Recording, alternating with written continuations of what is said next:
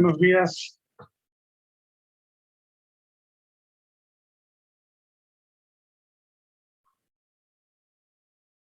Buenos días. Buenos días, profe. ¿Cómo está? Pues yo acontecido con un accidente, pero estoy.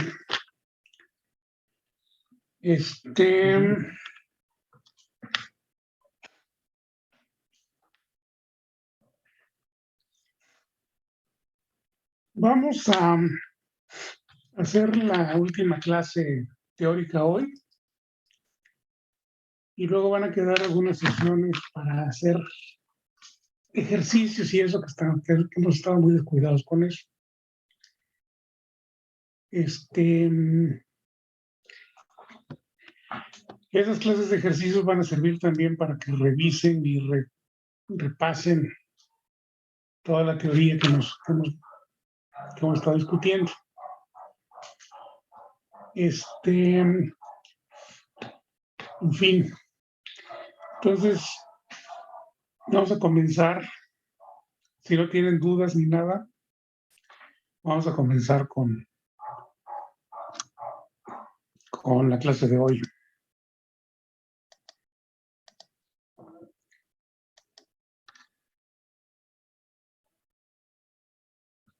Aquí está.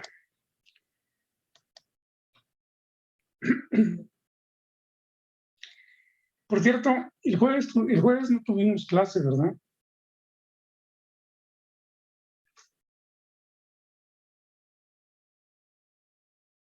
¿Aló? No, No, profe, no tuvimos. Sí, porque yo tuve este accidente yendo a la facultad. Entonces, bueno. En fin, vamos a empezar. Sí están viendo el libro, ¿no? La pantalla. Sí, profe.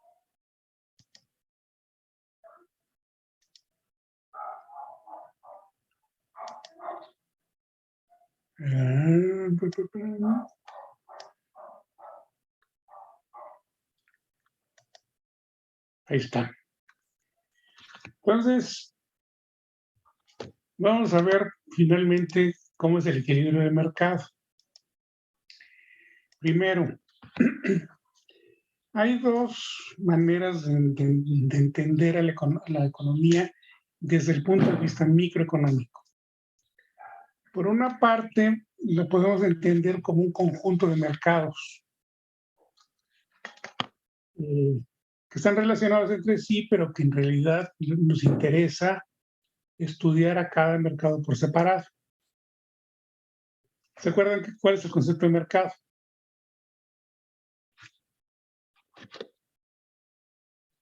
Sí, profe.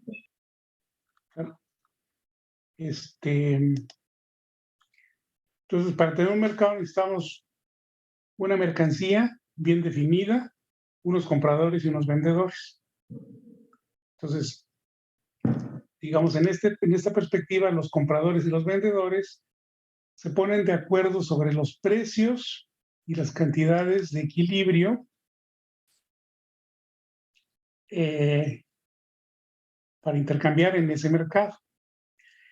Lo que ocurre fuera de ese mercado se entiende está dado. Es decir, no lo vamos a tocar. Por ejemplo, si estamos estudiando el mercado de las manzanas, pues no sabemos ni nos interesa mucho saber qué pasa con el mercado de las papas.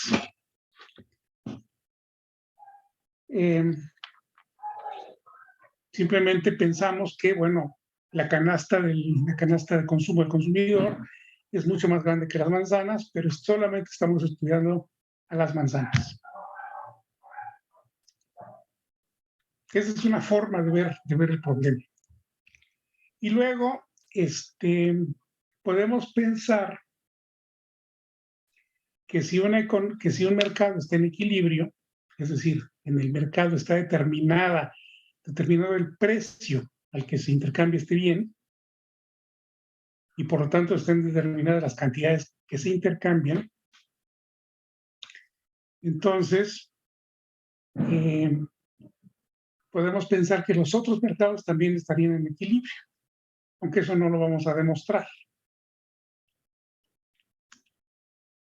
Sí se demuestra, y anótenlo, sí se demuestra que si en una economía hay N mercados y N-1 mercados están en equilibrio, entonces por defecto el último mercado también está en equilibrio.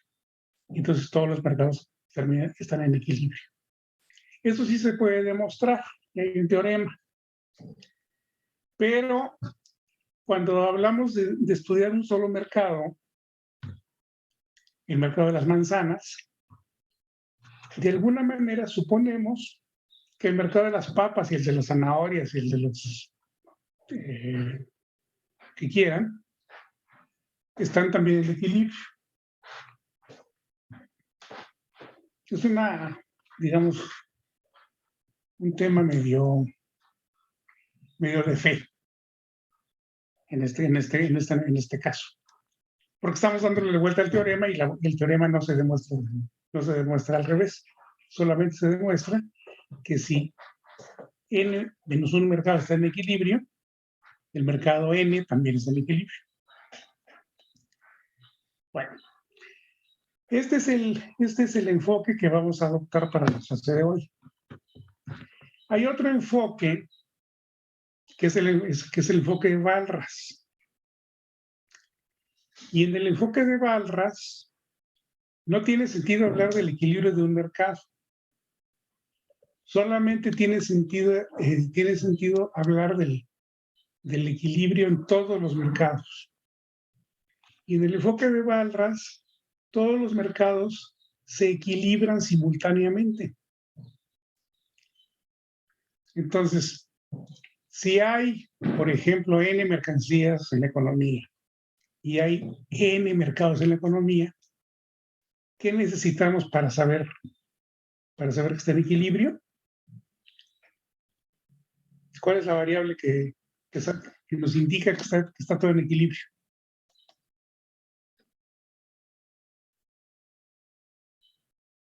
¿Cuál es el precio? El precio. El precio. Entonces hay un precio para cada mercado y entonces hay un vector de precios que soluciona un conjunto simultáneo de ecuaciones. Digamos, para que nos acordemos del álgebra de tercero secundario. Entonces, esta es una forma, la forma de Walras, es una forma más total de entender a la economía como un sistema de mercados, un sistema de compradores, un sistema de vendedores. Todo es simultáneo. Entonces, el mercado de las papas se equilibra cuando se equilibra el mercado de las manzanas, el de las zanahorias y el de las papayas. Todos se equilibran al mismo tiempo. Este es el enfoque que se llama el equilibrio general y que a mí me hubiera gustado explorar, pero en este curso, pero lo vamos a dejar para el curso que sigue. Entonces, ¿entienden las dos formas de entrar al problema del equilibrio? En uno, nos interesan las manzanas y suponemos que las papas están bien. En el otro, cuando estudiamos a las manzanas, no podemos estudiar a las manzanas solas, tenemos que estudiar todos los mercados al mismo tiempo. Porque, por ejemplo, hemos dicho que el consumidor consume una canasta de bienes.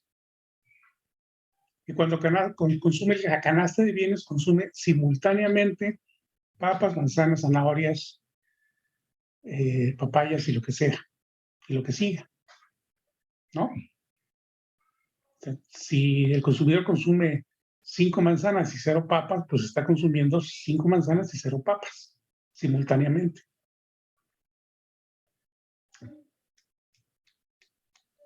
equilibrio general. Equilibrio parcial, vamos a ver cómo el consumidor consume sus manzanas. Y suponemos que encuentra el equilibrio o encuentra al mercado de las papas en equilibrio.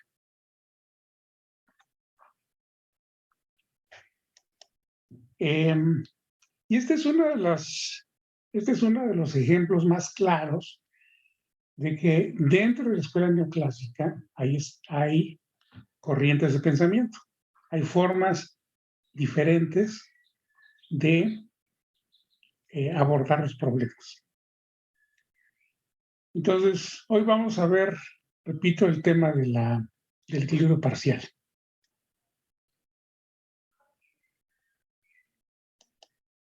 Entonces, vamos a ver acá.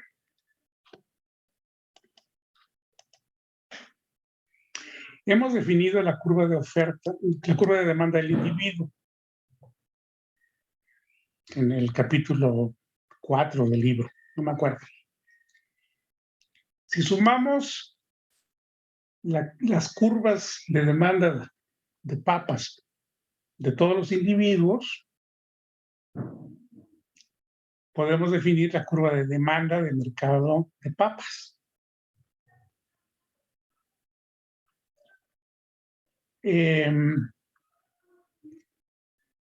Suponemos que los individuos, los agentes individuales, eligen el consumo de manera óptima y a partir de sus restricciones presupuestarias. Y los consumidores resuelven problemas de optimización restringida. Ese es el principio teórico.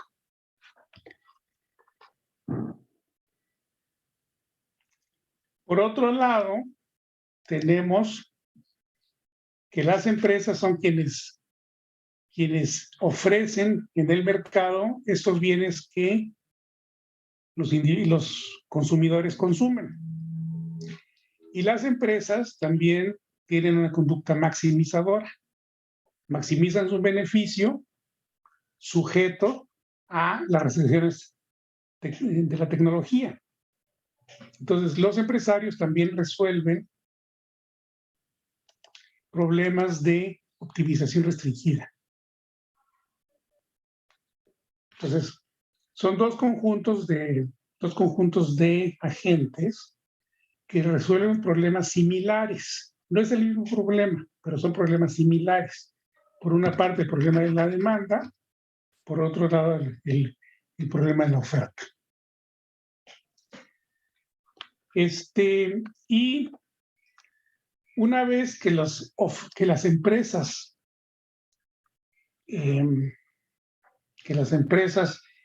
han determinado su función de oferta, podemos sumar las ofertas y obtenemos como resultado la curva de oferta del mercado. Eso es lo que hablamos la última vez que nos vimos. Bueno, entonces tenemos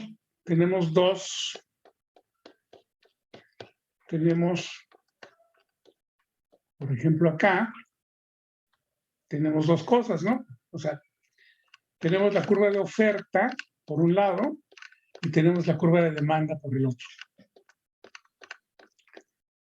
Entonces, lo que nos queda por hacer es determinar el equilibrio del mercado.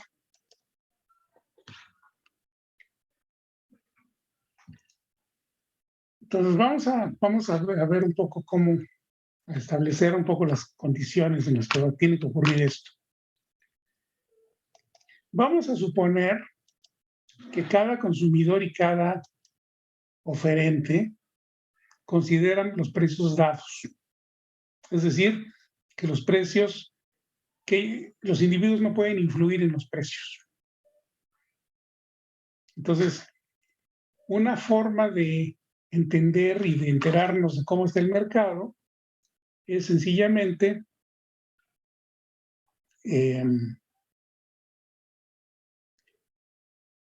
conseguir el vector de precios. Esa es la información fundamental para cada agente económico. Entonces, si sabes el vector de precios y tienes tu riqueza, conoces tu presupuesto. Si tienes tu presupuesto, pues entonces, y conoces tus gustos, pues entonces puedes determinar cuál es la canasta que mejor te conviene, la canasta de consumo que mejor te conviene. Análogamente, los empresarios hacen lo mismo. Saben qué producen, saben cómo lo producen y conocen los precios. Entonces, con toda esa información, pues determinan cuánto y cómo producen. Bueno, decimos que cada consumidor y cada productor es una parte muy pequeña del mercado y por lo tanto no ejercen una influencia determinante en cómo va el mercado.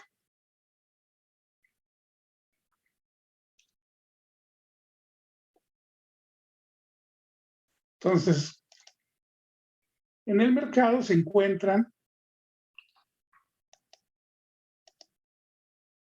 la curva de demanda de mercado y la curva de oferta.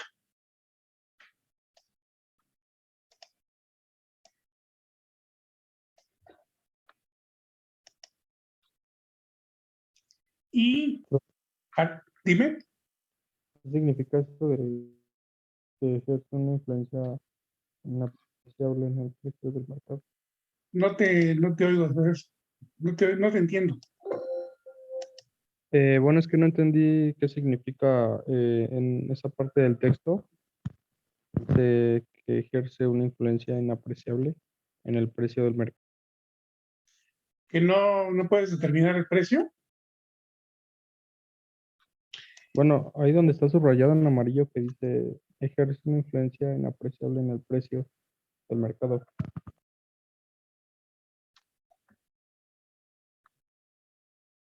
Esto. ¿Eso? Sí, lo de abajo también. Sí, bueno, la idea es esta. Si hay un solo vendedor del producto, pues el vendedor puede imponer sus condiciones las condiciones en las que vende el producto, ¿no? De manera análoga, si hay un solo comprador de un producto, el comprador puede determinar en qué condiciones compra. Ese es un extremo, una cosa extrema. Por otro lado, si hay pocos compradores o pocos vendedores, pues cada comprador y cada vendedor pesa mucho en el mercado. Entonces, lo que decida hacer uno de esos pocos compradores o uno de esos pocos vendedores se va a reflejar en cómo funciona el mercado.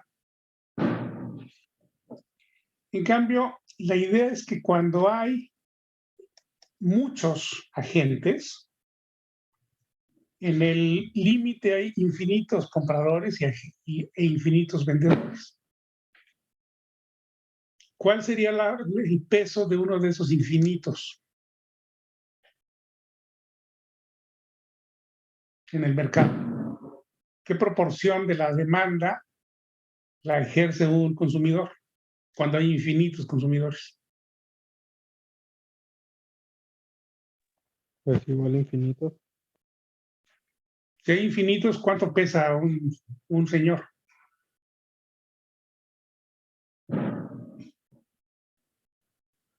O sea, si hay uno, pesa uno. Si hay dos, pesa la mitad. Si hay tres, pesa un tercio, etcétera. Y si hay muchos, ¿cuánto pesa el tipo?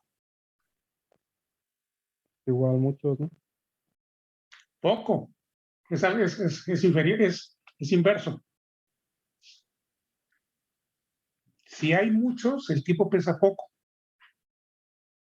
O sea, tienes un pastel para repartir. Se lo vas a repartir a uno, ¿cuánto le toca al uno? Ah, pues, Le toca todo. Si tienes, lo vas a repartir en dos, le toca a cada uno la mitad. Si lo vas a repartir en tres, le toca a cada uno un tercio. Y si tienes infinitos, ¿cuánto le toca? poco. Una migaja, ¿no? Una morona. Entonces,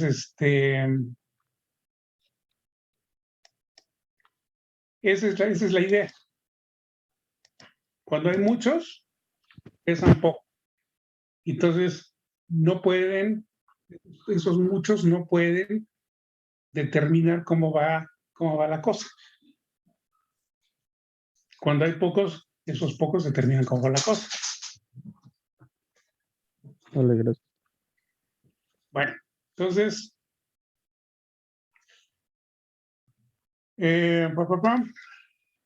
vamos a definir el precio de equilibrio en el mercado de un bien, aquel que asegura que la oferta y la demanda son iguales. O sea, si hay demanda por 800 unidades de este producto, ¿cuánto tiene que ser la oferta?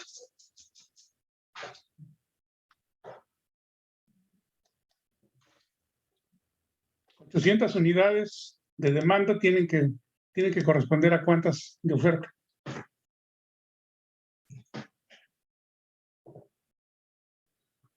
¿Alguien?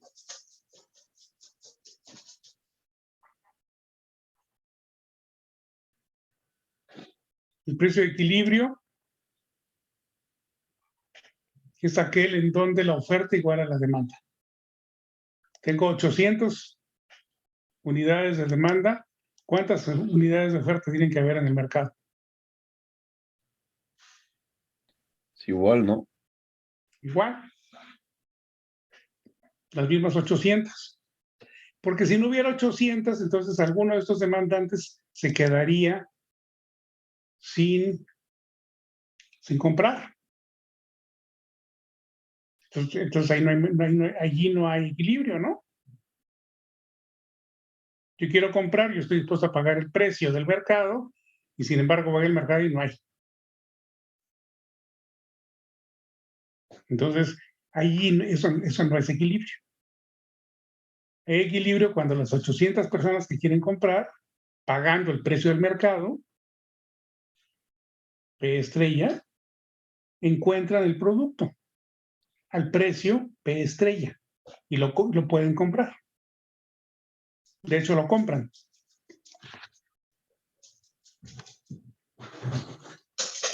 Ese es el equilibrio.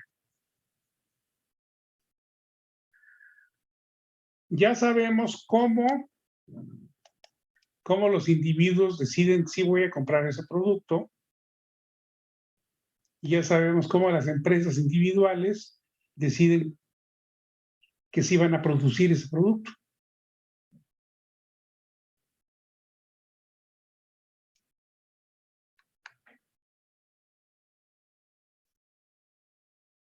Entonces,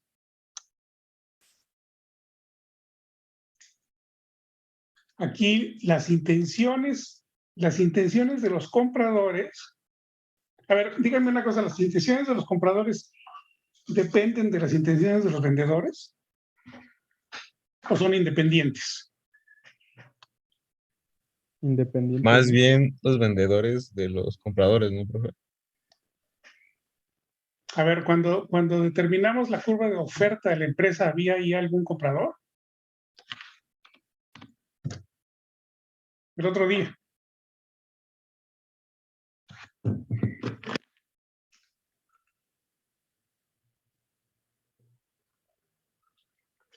¿Eh?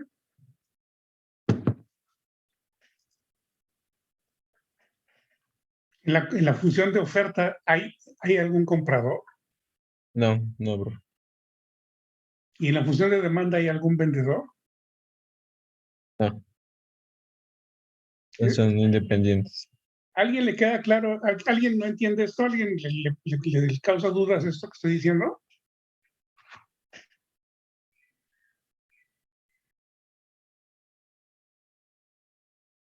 ¿El silencio es sí o es no?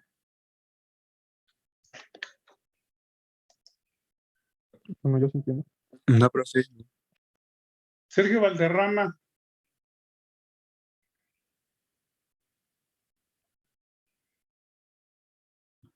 Emiliano Arceo.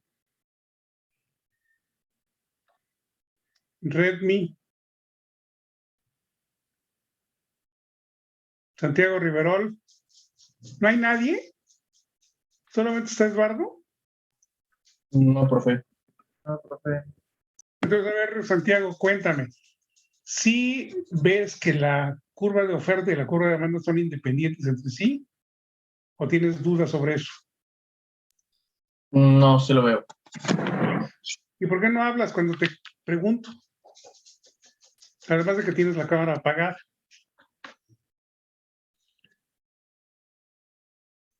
Pregunto, Santiago. Porque no sé. No, pues contesta. Si te pregunto, contesta. Hazme el Sí. favor. Sí. Es descortés, por lo menos, que no me contestes. Y lo mismo va para Emiliano Arceo y para el otro señor que ya no me acuerdo cómo se llama.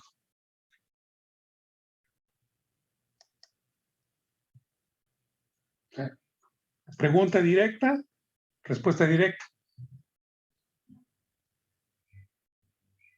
Elemental, modal. Elementalísimo. Que se enseña en el jardín de niños, sino en tu casa.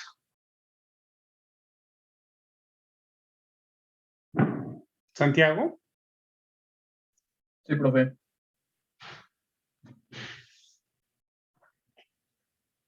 Bueno. ¿Alguien tiene dudas sobre por qué la oferta y la demanda son independientes? No, profe. No. Mildred. No, profe. Bueno, vamos a ver cómo les va en el examen. Bueno, a ver. Entonces, tenemos una curva de demanda del mercado que es la suma de las curvas de demanda individuales. Y luego tenemos una curva de oferta del mercado que es la suma de las ofertas individuales. Las dos son funciones del precio. Entonces, ¿qué se necesita para que se crucen?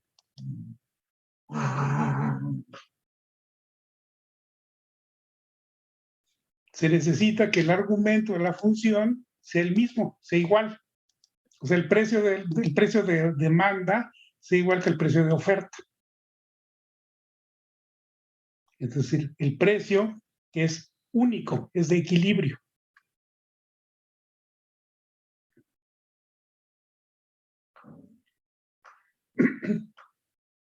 El precio de equilibrio hace que las conductas de los demandantes y los oferentes sean compatibles.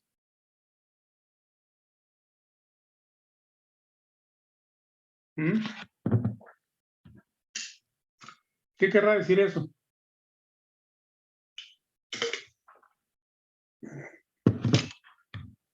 Que las conductas son compatibles. ¿Qué quiere decir esa frase?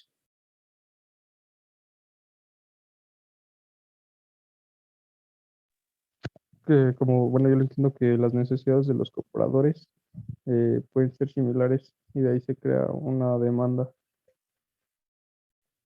No. Las decisiones individuales, las decisiones de consumo, pues si tú quieres comprarte una manzana, le pides permiso a tu vecino.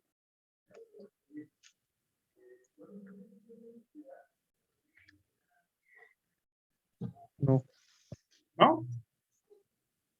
el consumidor I le pide permiso al consumidor J para comprarse una manzana. No. Entonces, decimos que las decisiones del consumidor I son independientes de las decisiones del consumidor J. Entonces, dos consumidores cualesquiera son independientes entre sí.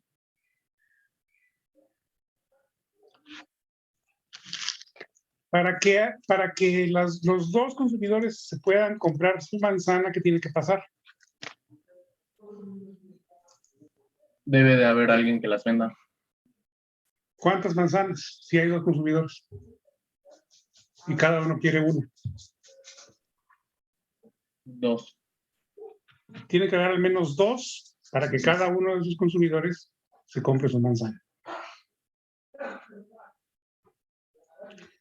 Ahora, este señor que vende las manzanas, las lleva al mercado pensando, o más bien, las lleva al mercado sabiendo que I y J van a comprar manzanas. ¿Lo sabe así de seguro? ¿O espera poder vender?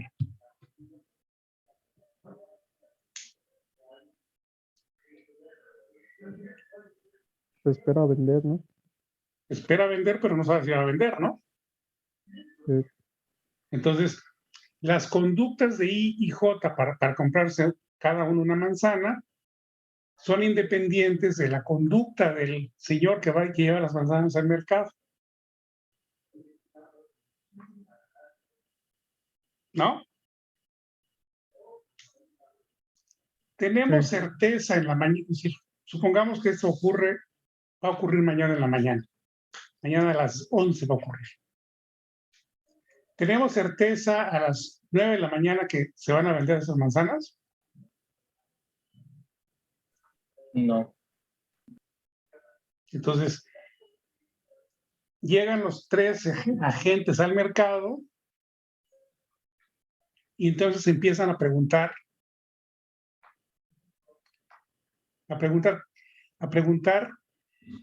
el precio de las manzanas.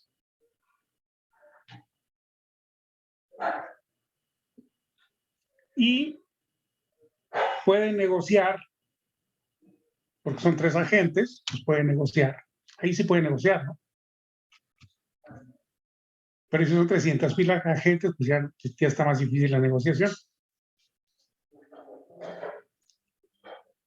Y el tipo que vende dice, bueno, yo tengo 2 manzanas, ¿usted cuántas quiere? Yo quiero una. ¿Y usted cuántas quiere? Yo quiero una. Bueno, ¿cuánto están dispuestos a pagarme? Y uno de ellos dice, yo pago 20 centavos. Y el vendedor dice, yo a 20 no vendo. Y el otro comprador dice, bueno, yo pago $1. Y el vendedor dice, no, $1 yo no vendo. Entonces, en esa negociación van a llegar a determinar un precio que llamamos P estrella, P de equilibrio, que hace que las conductas de los demandantes y los oferentes sean compatibles. ¿Qué quiere decir esto? En el ejemplo de las manzanas.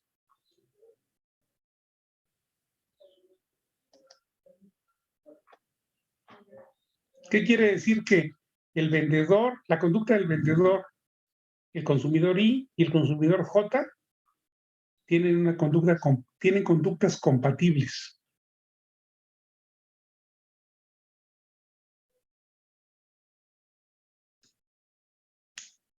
Eric Sandoval. Sí, bro, aquí estoy, pero no, o sea, no le entiendo ¿Por qué muy no bien. preguntas? Buena No, o onda. sea, sigo analizando lo que usted está diciendo. O sea, ¿Qué tiene que pasar para que las conductas sean compatibles? Hay un tipo que vende 2 manzanas y hay ajá. 2 tipos, cada uno quiere una manzana. ¿Qué quiere? ¿Cómo sería una conducta compatible? Pues ¿Cómo se que una Ajá, que situación donde las tres conductas son compatibles. como usted dice, los dos quieren y nada más falta que el vendedor venda y ya. O sea, que venda las dos. Entonces, ¿qué tiene que ocurrir? Que exista compra y venta, que ambos quieran Que se comprar y el pongan otro de vender. acuerdo, que se pongan de acuerdo en las condiciones en que se compra y se vende, Ok, perfecto. ¿no? Sí, sí, sí. Y entonces, ¿cuáles son las condiciones, Ángel Gallegos? ¿Qué condiciones se necesitan para que ocurra estos intercambios?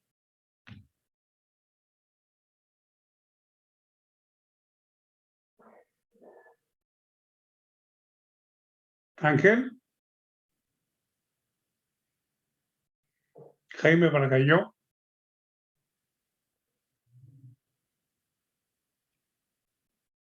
Sí, profe.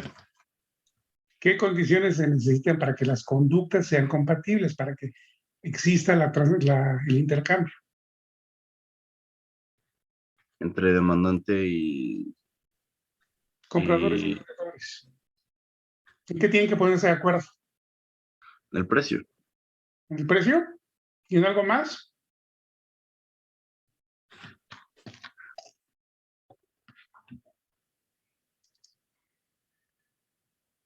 Inés Medrano.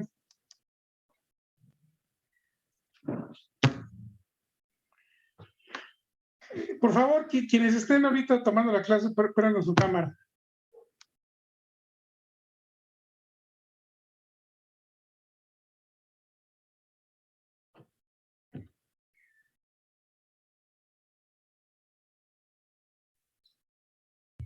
Voy a pues a ver quién sí está y quién no.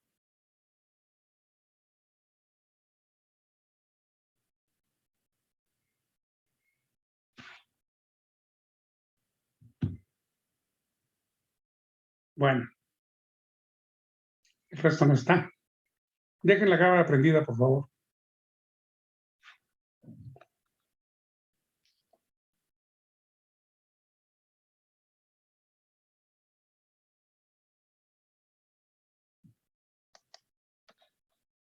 Bueno, entonces,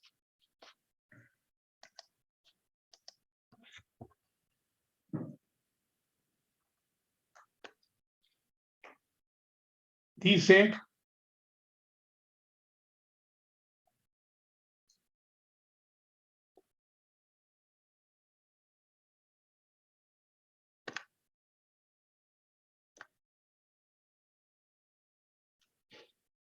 yo no encuentro lo de las banderas compatibles.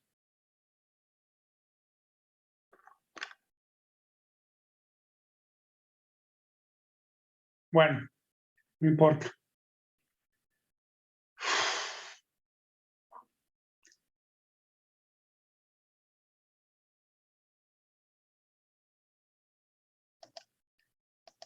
Entonces, dice aquí, el equilibrio es una situación en la que todos los agentes toman decisiones óptimas y la conducta de cada uno es compatible con la de los demás.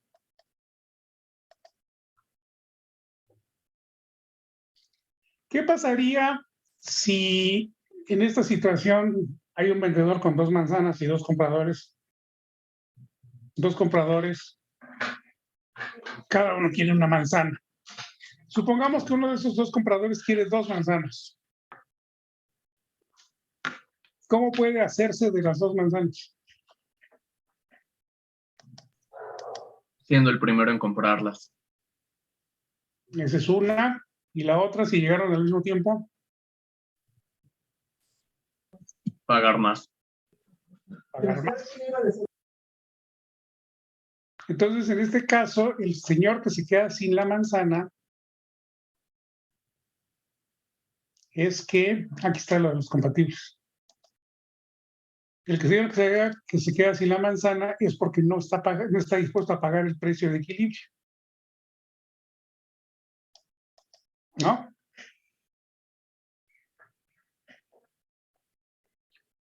Y de manera análoga, si el vendedor llega y dice, bueno, las manzanas cuestan $1,000,000, cada una,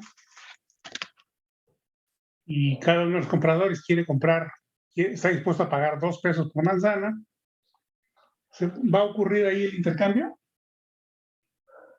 No. Porque la conducta del vendedor es incompatible con la conducta de los compradores.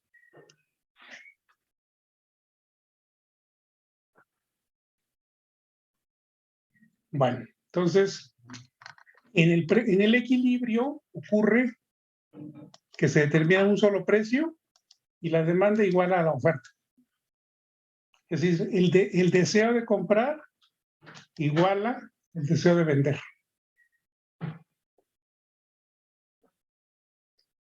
Y si a mí no me conviene comprar al millón de pesos manzana, ¿qué hago?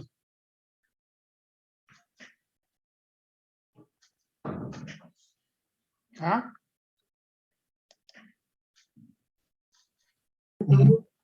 Carlos Espinosa, si a ti no te conviene comprar manzanas a 1 millón de pesos, ¿qué haces? Pues no las compro, ¿no? No las compras. Te quedas fuera del mercado. Bueno, no se compra y si existe se busca otra oferta, ¿no? Todos los compradores y todos los vendedores llegan al mismo tiempo al mercado. Todos los compradores y todos los vendedores. Y todos comparten la misma información y se ponen de acuerdo.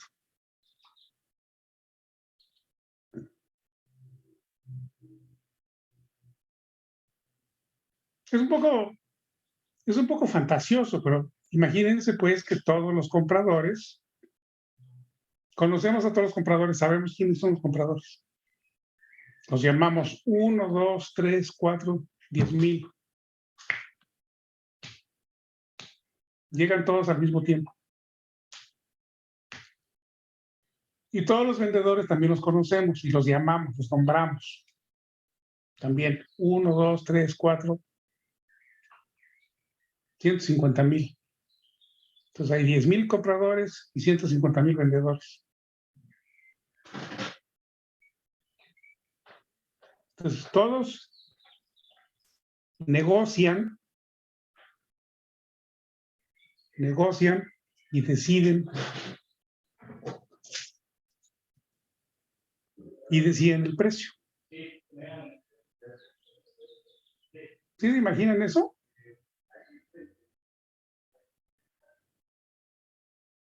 ¿Sí se lo imaginan? O sea, por eso les puse el ejemplo de 2 compradores y un vendedor. Pero puede haber 4 vendedores y 4 compradores. O 4 vendedores y 3 compradores. Sí, bro. El número no importa. El punto está en que se pongan de acuerdo. Y se pongan de acuerdo en el precio.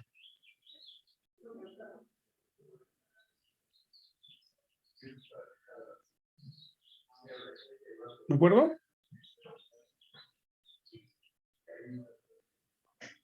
¿Sí lo ven? ¿Sí? ¿Razonable? En la realidad te pones, dime. En la realidad te pones de acuerdo en otras cosas con el vendedor. El vendedor te pones de acuerdo, por ejemplo, la calidad de lo que vende, la cantidad de lo que vende, un montón de cosas, ¿no? Yo quiero que me entreguen mi casa mañana, yo me llevo la mercancía ahorita.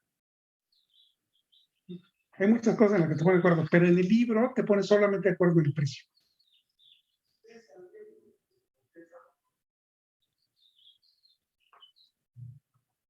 ¿Ya?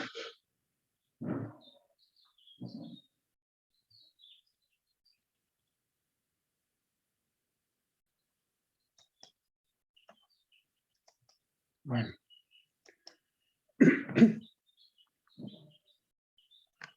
Entonces, la geografía de esto se ve como esto. La curva de oferta y la curva de demanda y se cruzan y determinan el precio de equilibrio y la cantidad de equilibrio. Porque eso es lo que ocurre aquí en el eje vertical hay precios y en el eje horizontal hay cantidades.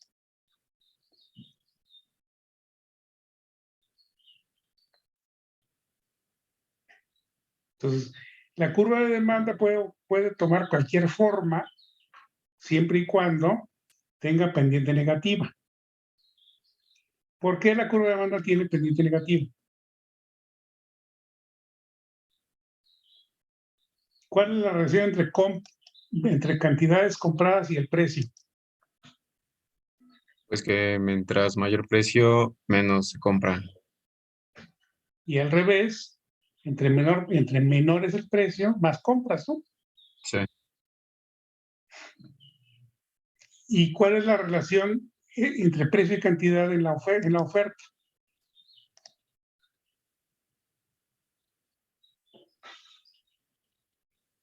Si el precio es más alto, ¿vendes más o vendes menos? Más, bueno, mientras más precio, más oferta. Más oferta. Mm. Entonces, las dos curvas dependen del precio, pero tienen cada una una relación diferente con el precio. Los consumidores quieren pagar menos precios menores, y los vendedores quieren cobrar precios mayores.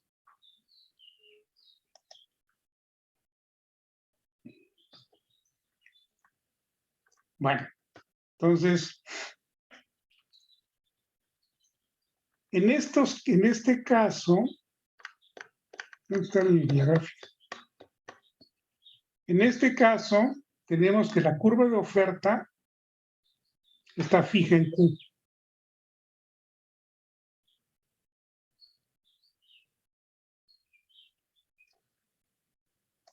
Entonces, sabemos que ¿se acuerdan del ejemplo que hicimos en la primera clase? De que había unos departamentos en alquiler. Sabemos cuántos hay. Entonces, la cantidad ya está dada.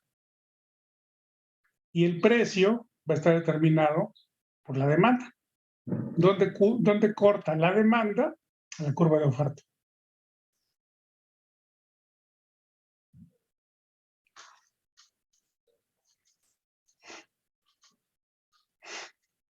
Y en este otro caso tenemos que la curva de oferta es una línea horizontal con pendiente fija,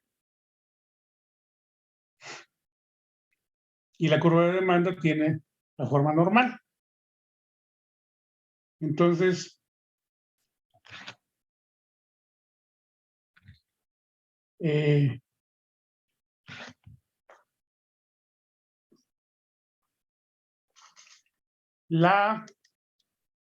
el precio de equilibrio lo determina únicamente la oferta. Porque acá dice, ¿no? Precio, a ese precio se vende todo esto. Se puede vender todo esto. Y la demanda dice, bueno, si compro o no compro.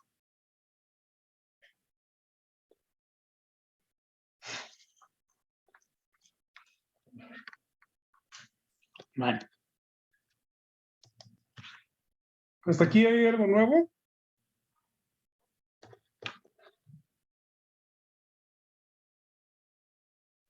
No, No, profe. ¿Algo difícil? ¿Algo que prefieran volver a discutir? De momento no. Bueno, ojalá. Permítanme un segundo, por favor.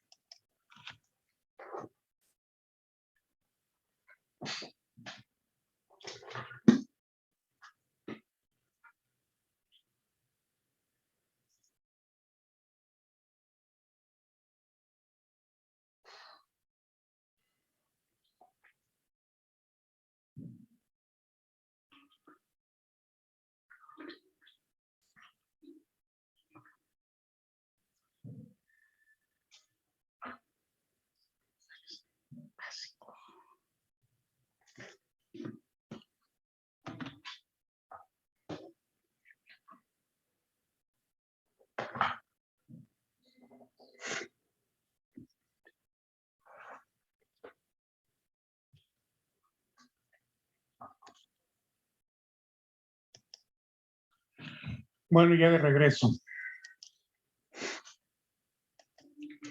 Yo no le he hecho mucho caso a este asunto de las curvas inversas de oferta y de demanda.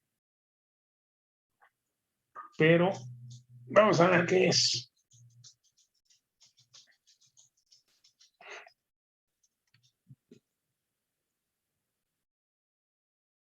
La curva de demanda individual, las curvas de demanda individuales, muestran las cantidades que el individuo está dispuesto a comprar en función del precio. A más precio compro menos. A menos precio compro más. Y así todos los individuos se comportan igual. La función inversa sería encontrar el precio que está dispuesto a pagar un individuo para comprar una cantidad de bien.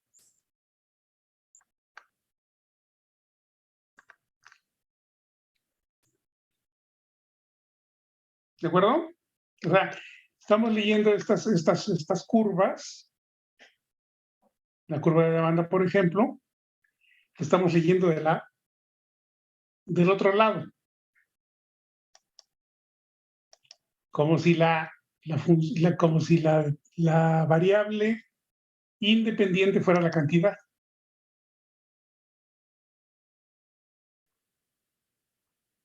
Aquí siempre pensamos que el precio es la variable independiente, ¿no? ¿Entienden eso o no?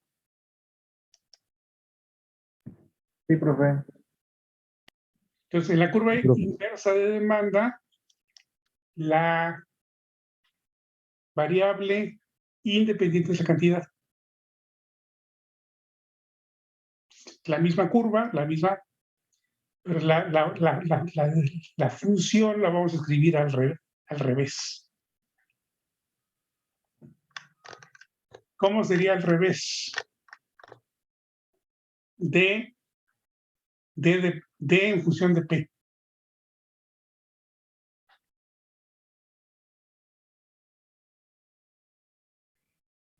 La cantidad, y dice la cantidad demandada, depende del precio.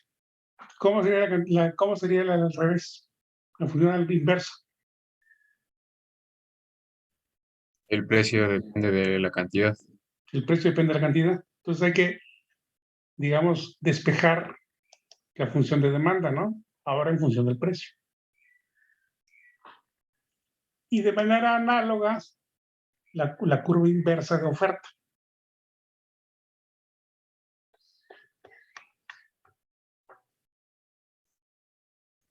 Entonces ese es el asunto.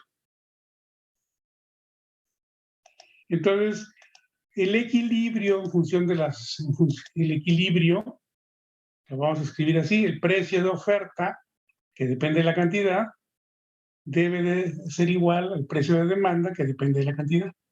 Esa es la condición de equilibrio. Cuando estamos hablando de las funciones inversas. ¿Dudas? No, profe. ¿Sí saben qué cosas son las funciones inversas, entonces?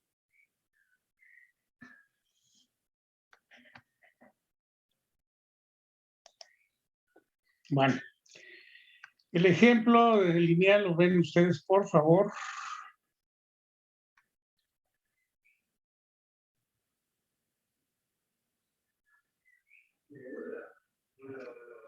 Y vamos a ver acá.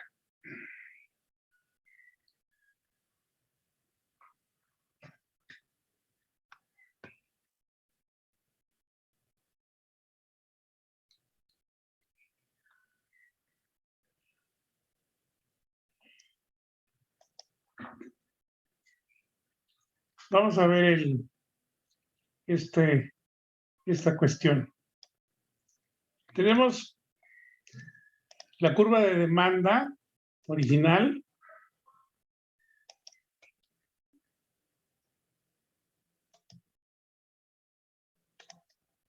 la curva de demanda original y la curva de oferta original. Entonces, estas dos determinan el precio de equilibrio y la cantidad de equilibrio. ¿No? La demanda es una función del precio, la oferta es una función del precio. Entonces, cuando se igualan la oferta y la demanda, el precio es único, es el único. Ahora dice, consideremos el mercado de apartamentos descrito en el capítulo 1. Espero que se acuerden del caso. Sea P el precio de equilibrio de mercado y Q la cantidad de equilibrio. Vendemos M departamentos y se retiran M personas del mercado, porque ellos compran los departamentos. ¿Qué ocurre con el precio? Tenemos una oferta y una demanda dadas. Por ejemplo, 355. Se alquilan 355 departamentos, el precio de 10,000 pesos. ¿De acuerdo? Estos son 355 al precio de 10,000 pesos. De esos 355 se venden 55 departamentos. Y 55, o sea, retiramos 55 departamentos de la oferta.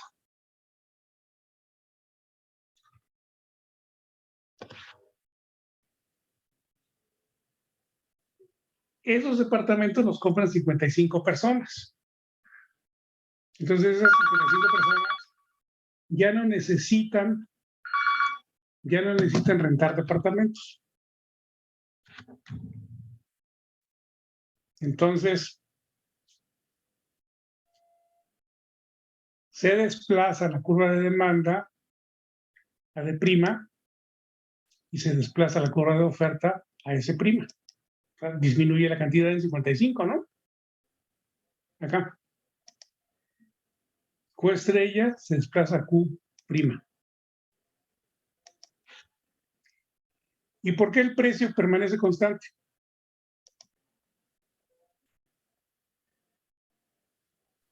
Porque disminuyó en igual parte, ¿no, profe? O sea, si hubieran sido 55 departamentos y se retiran 54, ahí sí cambiaría un poco. Como Probablemente. fueron ambas, igual no afecta en nada.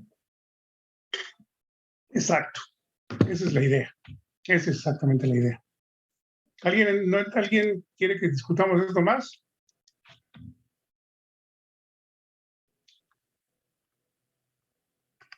No, profe. Bueno. Y entonces aquí dice, ¿no? Que la nueva demanda es la demanda antigua menos M, los que se retiran del mercado, y SP, y la oferta es SP menos M. Y entonces resulta que tienen el mismo precio, el precio anterior. Bueno, ¿dudas? ¿Hasta aquí? Ninguna, profe. No, profe. Bueno, entonces, yo creo que aquí vamos a dejar el capítulo.